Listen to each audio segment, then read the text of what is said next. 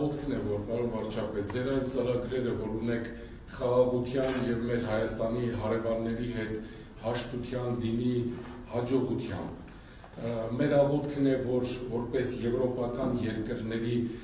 հավատացյալներ, քաղաքացիներ և առաջնորդ մեր երկիրը դեպի Եվրոմիություն իր քայլերն անի,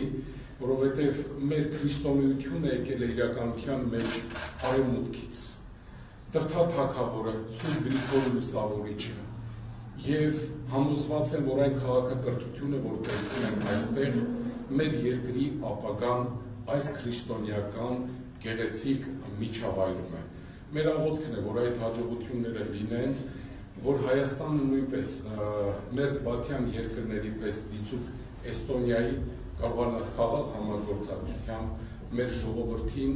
լավ գեղեցիկ ապագա ապահովել։ Թող Տերն օրհնի Հայաստանը, ողջ ավականին, ձեզ և բոլոր բարի առաքելությունները